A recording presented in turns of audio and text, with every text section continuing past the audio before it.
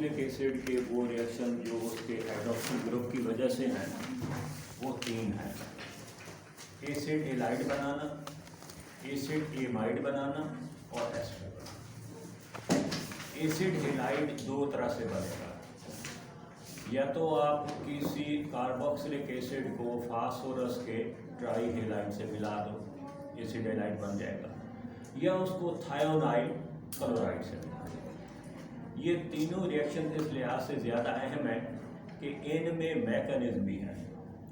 Mechanism के लिहाज से ये एग्जामिनेशन के बड़े इम्पॉर्टेंट और फेवरेट क्वेश्चन बन जाएंगे। कहेंगे कि भाई आप एसिड एलाइड फार्मेशन का मैकेनिज्म लिखें, या एसिड एमाइड का मैकेनिज्म, या एस्टर फार्मेशन का मैकेनिज्म लिखें। तो इसमें देखो आप वो देखते हैं एसिड एलाइड फार्मेशन।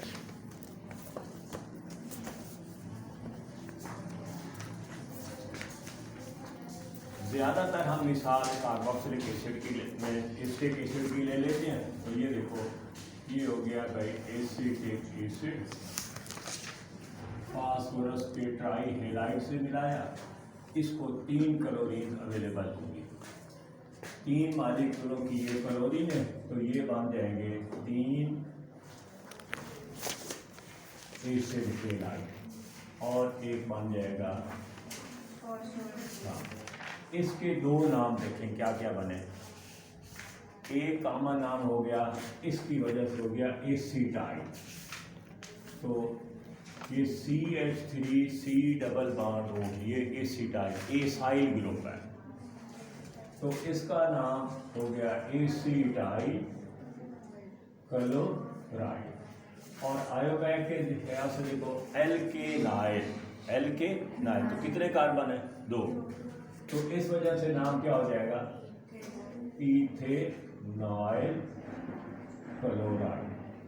अच्छा, दूसरी बात यह है कि अगर आप इसी को थायोनाइल क्लोराइड SOCl2 इससे मिलाएंगे तो भी ये बन जाएगा एसीटाइल क्लोराइड SO2 और HCl।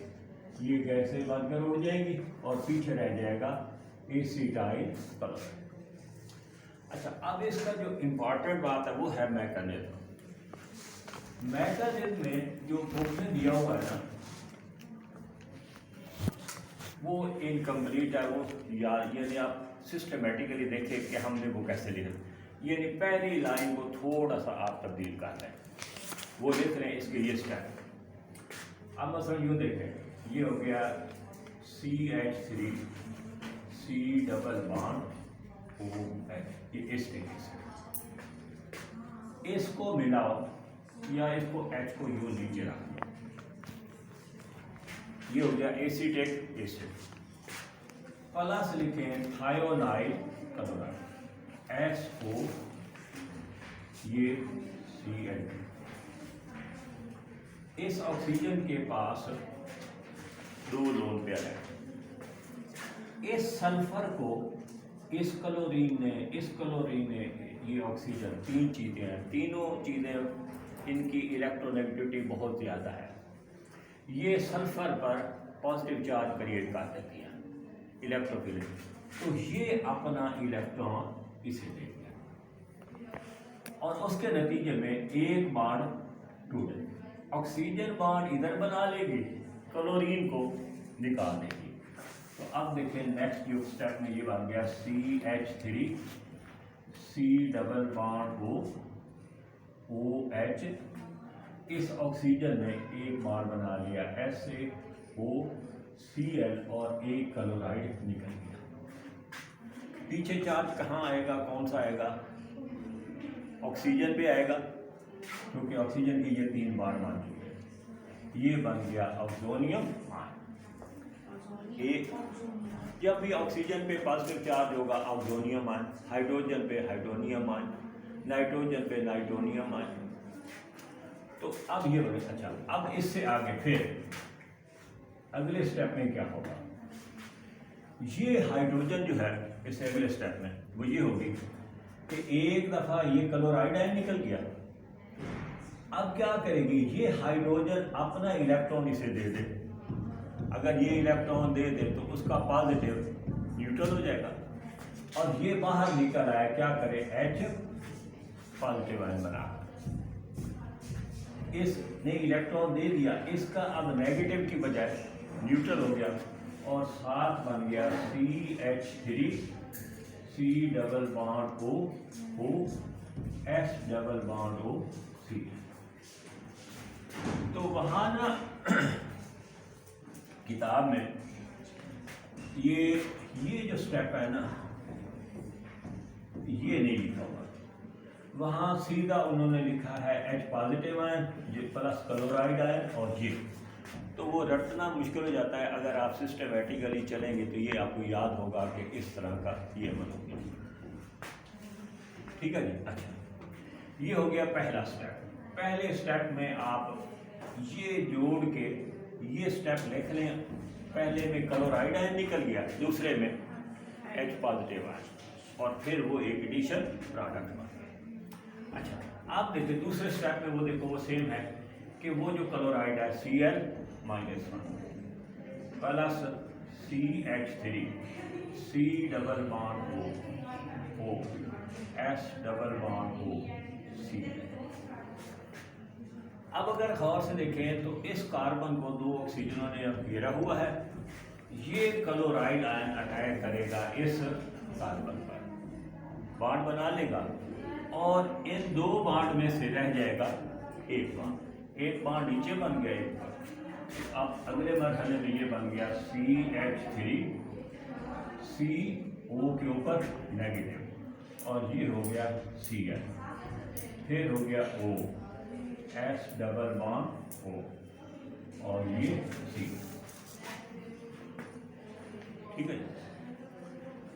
अब होगा ये इससे अगले मरहले में कि ऑक्सीजन अपना इलेक्ट्रॉन दे देगी इस क्लोरीन को, जो कि अब सबसे ज़्यादा इलेक्ट्रोनेगेटिव वो है। तो इसका बॉन्ड यहाँ ख़त्म होगा, तो यहाँ हो जाएगा डबल बॉन्ड, ये बॉन्ड टूटेगा यहाँ पर, और ये क्लोरीन बाहर खारिज हो जाएगा।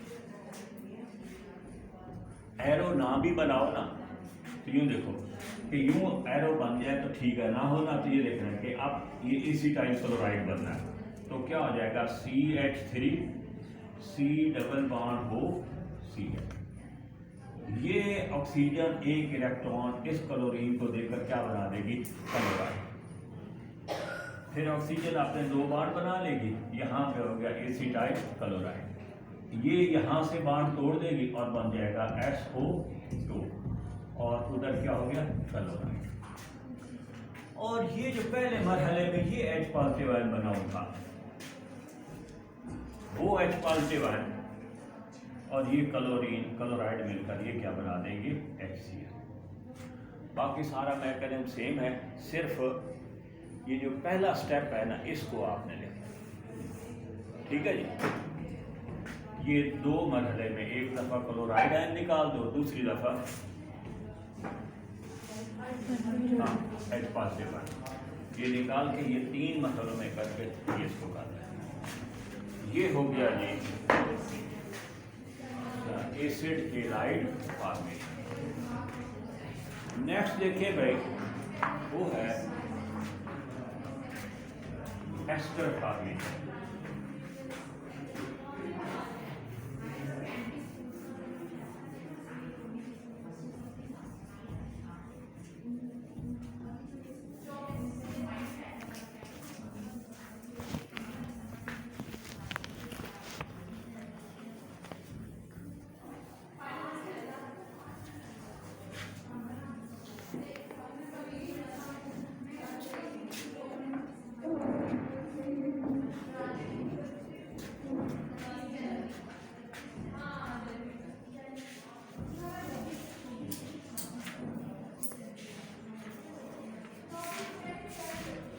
नेक्स्ट देखो जी,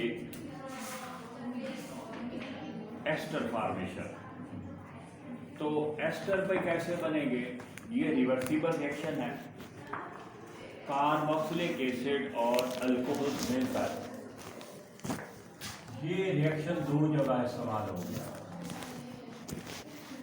एक हो गया कार्बोक्सिलिक एसिड का रिएक्शन कि भाई कार्बोक्सिलिक एसिड अल्कोहल के साथ मिलकर एस्टर बनाते हैं, और एक दफ़ा आ गया अल्कोहल के रिएक्शन में कि अल्कोहल कार्बोक्सिलिक एसिड से मिलकर एस्टर बनाते हैं। ये दो जगह पर ये रिएक्शन आ गया। किसी भी कार्बोक्सिलिक एसिड को अगर आप अल्कोहल से मिलाएंगे, रिवर्सिबल रिएक्शन होगा, एसिड की मौजूदगी में होगा, तो उससे क्या बनेगा? एस्टर और वाटर।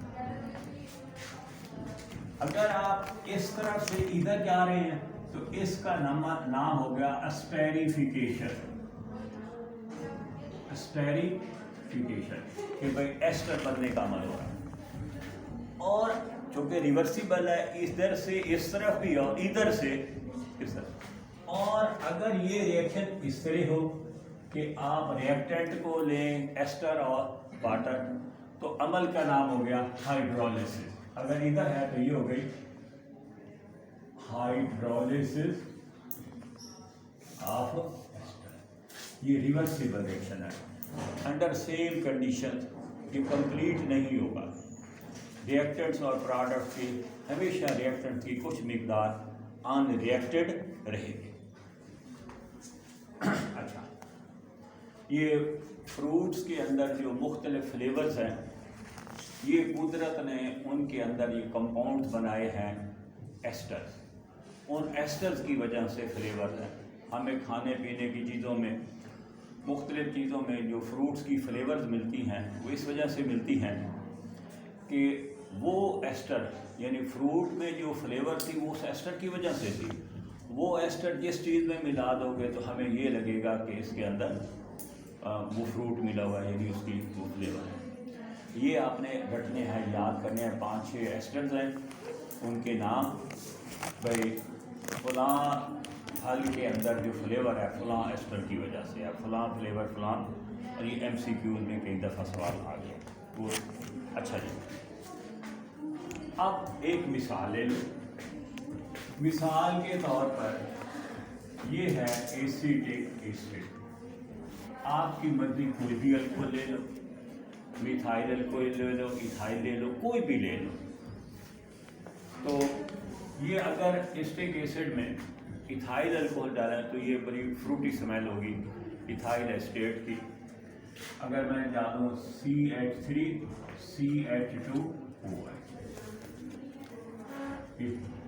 अच्छा, इसकी एक और खूबी खास, ये वो वाहिद रिएक्शन है जिसमें एसिड से OH आएगा और अल्कोहल से, हालांकि एसिड ये था, इसने क्या देना था H, लेकिन ये दे क्या रहा है OH। वैसे रिएक्शन प्रोडक्ट लिखने में कोई फर्क नहीं पड़ेगा, लेकिन मैकेनिज्म ने जो स्टडी की गई है उस स्टडी में ये देखा कि जो पानी बनता है उस पानी में वो ऑक्सीजन आती है जो कार्बोक्सिलिक एसिड में मौजूद होती है। तो अब इस OH की जगह ये एथोक्साइड आएगा। ये हो गया CH3 C+O CH2 CH3 plus water. इसका क्या नाम बनेगा भाई? ये हो गया इथाइल और ये क्या हो गया एसीटेट। इथाइल एसीटेट तो कॉमन नाम हो गया। आयोपैक नाम क्या रखोगे? आयोपैक नाम में ये होगा कि ये है एथानोइक एसिड, और एथानोइक एसिड से बनेगा एथानोएट। ये बन गया एथानोएट। तो नाम क्या बन जाएगा आयोपैक नाम? इथाइल एथानोएट। इथाइल एथानोएट। अक्सर नामों में वो जो फंक्शनल ग्रुप है उनके नामों का कुछ हिस्सा आता है। एल्डिहाइड में AL आ गया, अल्कोहल में OL आ गया, ओइक एसिड आ गया, अमीन्स आ गया। देखिए इसमें कार्बोक्सिलिक एसिड की वजह से नाम बनेगा, इथाइल एथानोएट। अब एसिड बदलते जाओ, अल्कोहल बदलते जाओ, मुख्तलिफ एस्टर बनते जाएंगे। ठीक है, अब इसका मैकेनिज्म में देखें तो सबसे पहला काम देखें वो है प्रोटोनेशन ऑफ कार्बोक्सिलिक एसिड। ये रिएक्शन क्या है? Acid catalysed reaction. क्या है? Acid catalysed. तो पहले मरहले में क्या होगा? प्रोटोनेशन, यानी जो आपने कैटालिस्ट लिए H पॉजिटिव, इस ऑक्सीजन के पास में सर भाई कहाँ अटैक कहाँ से शुरू करोगे? नेगेटिव से, न्यूक्लियोफाइल से। तो ये इलेक्ट्रॉन देगा तो अटैक यहाँ से यूँ शुरू करोगे, तो ये बन जाएगा CH3 C double bond O, ये OH और ये क्या हो गया? पॉजिटिव। एसिड में जो कि जमा हो रहा है प्रोटॉन, तो इसलिए इसका नाम क्या हो गया? Protonation of carboxylic acid.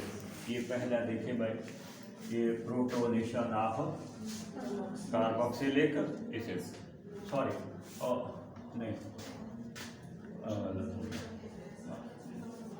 ये ना इस ऑक्सीजन का इलेक्ट्रॉन जो है, ये इस ऑक्सीजन का ये इलेक्ट्रॉन पेयर देगी, तो ये वाली जो है डबल बॉन्ड की वजह से ये अटैक यहाँ करेगी। नतीजतन क्या होगा? ये OH डबल बॉन्ड, इसका पॉजिटिव चार्ज और इसके ऊपर OH। ये बिहेवियर डिफरेंट है, बिहेवियर ही डिफरेंट है। इस वजह से इस O की बजाय, O ऑक्सीजन की बजाय ये। अच्छा, और इसके आगे ना आप ये किसकी अलामत है? हाँ जी, रेजोनेटिव। अच्छा, ये वाला है इक्विलिब्रियम है, रिवर्सिबल रिएक्शन है। और ये क्या हो गया? Resonative structure. तो एक रेजोनेटिव स्ट्रक्चर ये हो सकता है CH3 COH और इस कार्बन पे कौन सा? पॉजिटिव। ठीक है, ये उधर मिस है भाई, उन्होंने इस तरह का यहाँ स्ट्रक्चर लिखकर मुकम्मल कर दिया है। आप इसका एक रेजोनेटिव स्ट्रक्चर लिखेंगे ना, तो फिर आपको ये समझ आ जाएगा, इसे याद होगा कि इसके बाद है इथाइल अल्कोहल में जमा होना, तो वो ऑक्सीजन इस कार्बन के साथ अटैच होगी। क्यों? इसके ऊपर पॉजिटिव चार्ज। ये पहला अमल हो गया, कौन सा? Protonation of carboxylic acid. दूसरे मरहले में हो गया एडिशन ऑफ अल्कोहल। अब ये देखो भाई, CH3 C double bond OH और ये OH प्लस ये देखो भाई इथाइल अल्कोहल, और ये देखो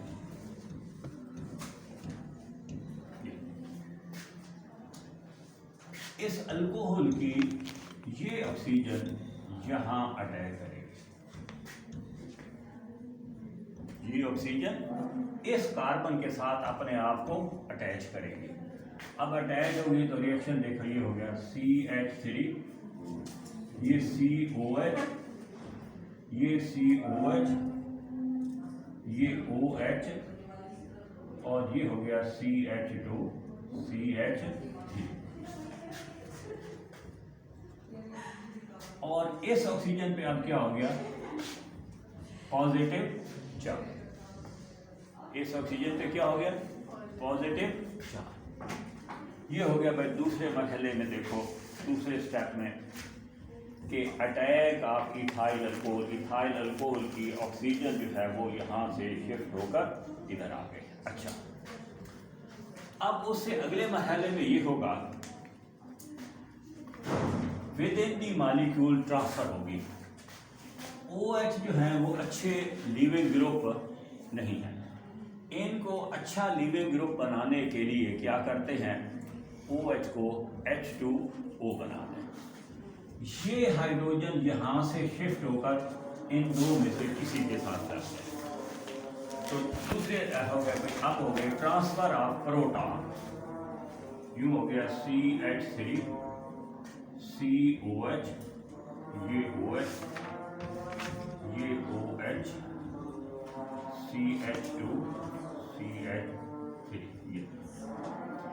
ये हाइड्रोजन यहाँ से शिफ्ट होकर इधर आ जाएगी और नतीजतन क्या होगा, CH3 COH OH और ये H इस ऑक्सीजन पे पॉजिटिव चार्ज, ये ऑक्सीजन CH2 और CH3।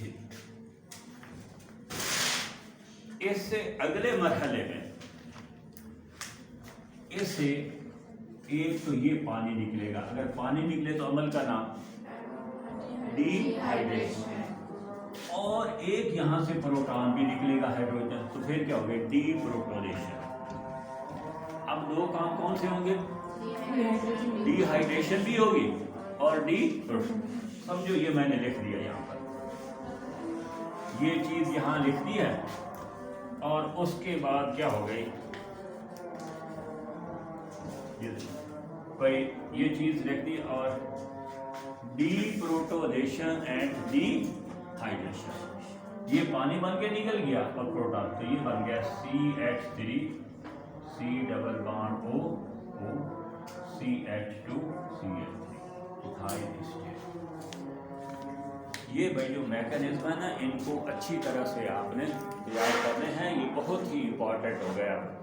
अच्छा, पहले अमाइनो एसिड थे, उससे सवाल आ जाते थे, बहुत सारे सवाल थे। अब अमाइनो एसिड सिलेबस में नहीं रहे, जब इस चैप्टर से सवाल बनाने लगेंगे तो अब उनके पास ज़्यादा इम्पोर्टेंट ये चीज़ें,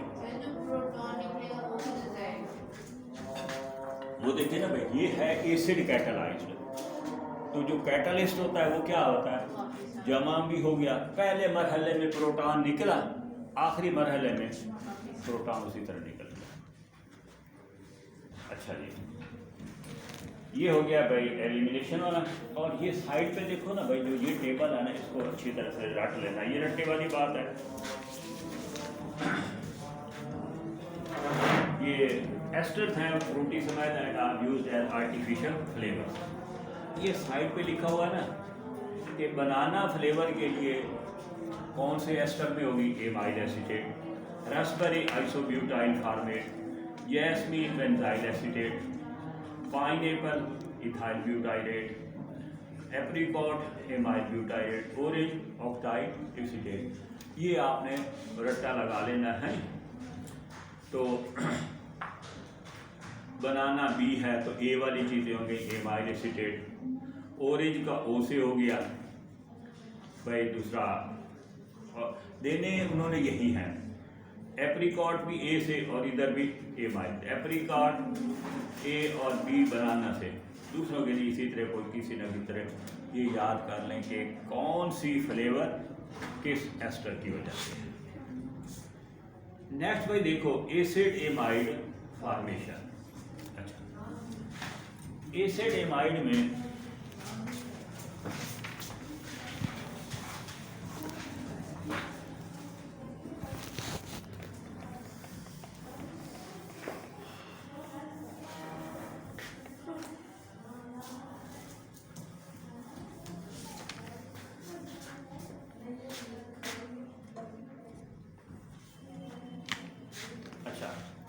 वो ये है एसिड एमाइड, वो किससे बनेगा भाई, अमोनिया से।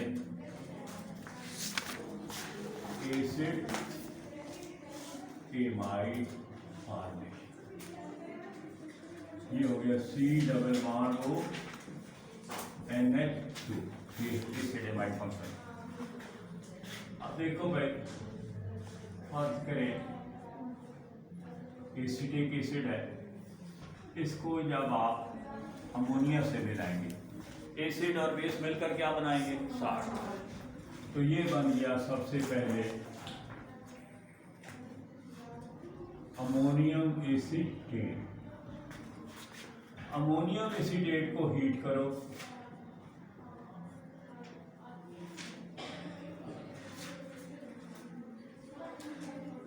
H2O और साथ क्या बन गया एसिड एमाइड। इसका नाम एसिड एमाइड, क्योंकि एसिड एमाइड है तो नाम होगा अल्केन एमाइड। तो कितने कार्बन एटम है? 2। तो नाम होना चाहिए ईथेन एमाइड, लेकिन ए इसका भी और ई, तो ये ई अलबत्ता कट जाएगा, तो आयोपैक नाम क्या हो जाएगा? Ethanamide, ethane amide, ethanamide. अच्छा, इसका भाई मैकेनिज्म निस्बतन ज़्यादा आसान है। ये देखो CH3 C double bond OH plus NH3, nitrogen के पास नॉन पेयर, ये इलेक्ट देगी और इसकी वजह से तो ये क्या बन गया? CH3 CO, ये हो गया NH3 नेगेटिव O।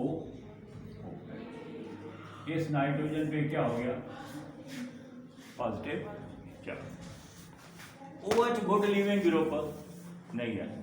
इसी के अंदर आप समझो, ये मैंने लिख दिया यहाँ पर, तो अब क्या होगी? ये हाइड्रोजन इधर शिफ्ट होगी, तो ये ट्रांसफर ऑफ हाइड्रोजन, ये O नेगेटिव, इसके ऊपर हो गया पॉजिटिव चार्ज, और ये 2 हाइड्रोजन है। ठीक है, अगले मरहले में समझो ये सारा लिखा गया, ये क्या करेगी? यहां से शिफ्ट होगी और ये बॉन्ड एसिड, इधर टूटा तो पानी अलग हो गया और ये बन गया CH3 C double bond O plus water. ठीक है जी। नेक्स्ट देखो जी,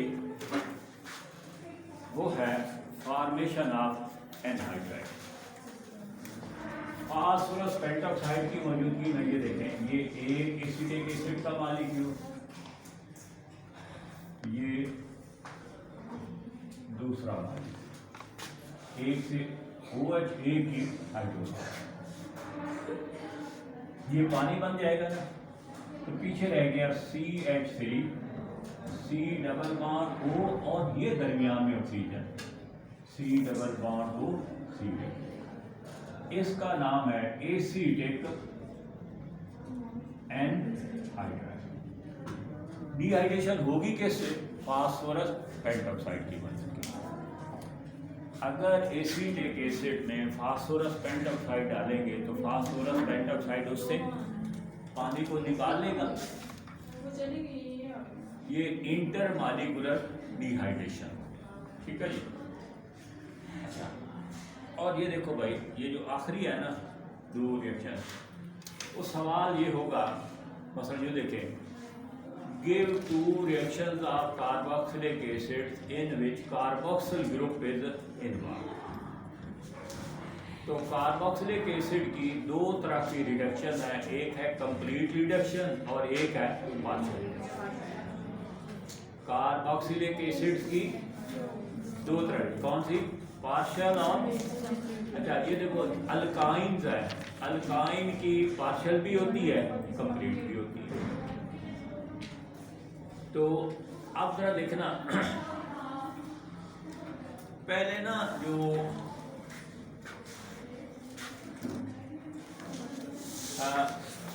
आठवें चैप्टर में आपको याद होगा कि ये सवाल बहुत ज्यादा उसमें आता था।